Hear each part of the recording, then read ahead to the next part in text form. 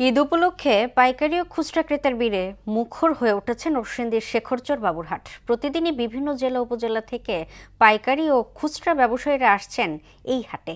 দোকানে দোকানে নিত্য নতুন কাপড়ের পসরা সাজিয়েছেন বিক্রেতারা। রেজল করিমের প্রতিবেদন, জানাচ্ছেন তাসিন তারিন।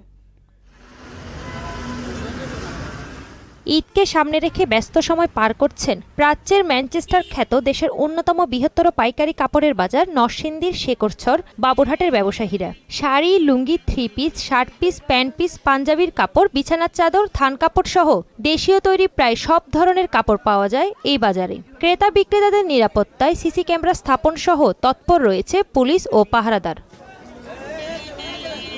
প্রতি বছর নেয় এবারও ঈদ উপলক্ষে কাপড়ে আনা হয়েছে নিত্য নতুন ডিজাইন। দেশের বিভিন্ন প্রান্ত থেকে পাইকারি ক্রেতাদের পদচারণায় এখন মুখরিত বাজারটি। ব্যবসায়ীরা বলছেন, গেল কয়েক বছরের তুলনায় এবারে বেচাকেনা ভালো।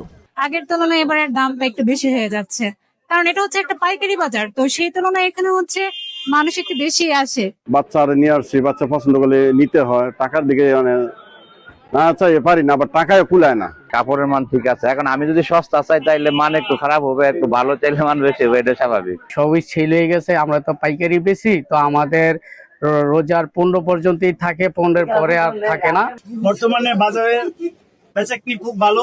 বিগত 3 সপ্তাহ আগে অনেক ভালো বেচাকিনি হয়েছে। এই বছর বেচা বিক্রি ভালো হচ্ছে জানিয়ে এই ব্যবসায়িক নেতা জানালেন, ঈদকে ঘিরে বাবুরহাটে প্রায় 5,000 কোটি টাকার লেনদেন হবে। বাংলাদেশের সব জেলা থেকে এ বাজারে লোকজন আসে, তাদের জন্য আমরা যে সিসি ক্যামেরা নিয়ন্ত্রণ করছি এবং বাজারের ব্যবসায়ীরা নির্বিঘ্নে ব্যবসা করতে পারে, সব সুবিধা আমরা এলাকাবাসী আমরা এটা বহন করব, নিরাপত্তা দেওয়া হয়।